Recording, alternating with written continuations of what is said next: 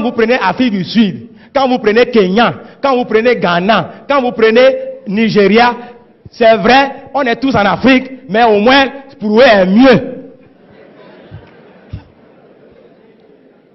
Tout simplement parce qu'ils font preuve de créativité. Ils sont plus entreprenants.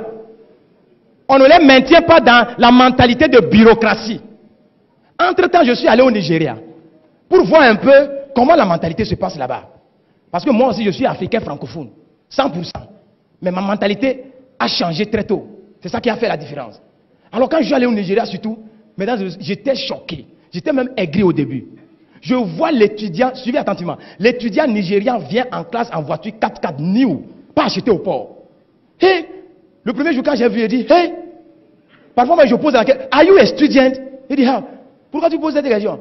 What is your secret? Quand tu lui poses la question, quel est ton secret? Il va te dire, hey, one leg in school, another leg in business.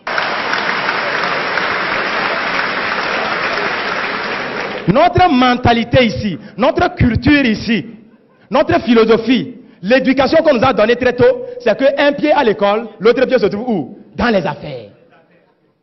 Et c'est ce qui me permet, moi étudiant, ce n'est pas papa qui m'a acheté la voiture, moi étudiant, je peux m'acheter ma propre voiture, neuve.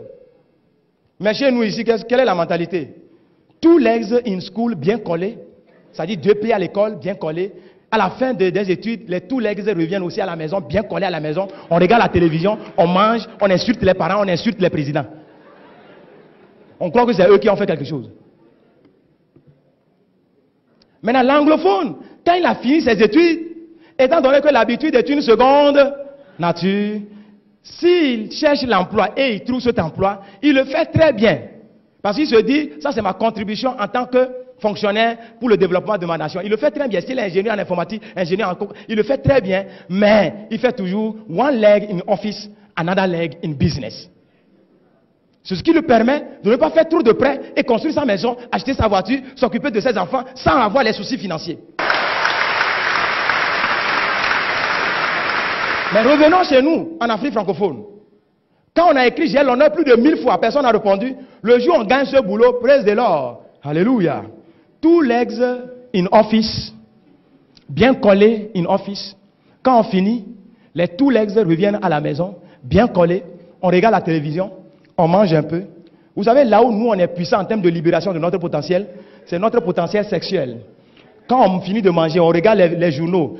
Tout ce qu'on dit dans les journaux, c'est la négativité. On est énervé encore. On va se coucher, on libère son potentiel sexuel sur la femme. Nos femmes en Afrique francophone sont tellement fécondes, elles attrapent rapidement, elles fabriquent beaucoup d'enfants. Et quand on fabrique beaucoup d'enfants, les conséquences, c'est que les charges s'augmentent. Quand les charges s'augmentent, le matin, on se réveille, on est énervé, on court, on va au bureau, on revient le soir, on regarde la télévision, on mange un peu. Quand on est stressé, le seul endroit où on peut libérer son stress, c'est sur la femme. On libère encore, la femme attrape, on fabrique encore plus d'enfants, on va au bureau, on revient le soir, on regarde la télévision, on mange un peu, on libère encore, la femme attrape. Au lieu de dire un peu non, les femmes aussi attrapent seulement. Et on a fabriqué tellement d'enfants, les charges ont augmenté, papa est stressé, actuellement il a 30 ans, mais il a tension, il a diabète, lui seul.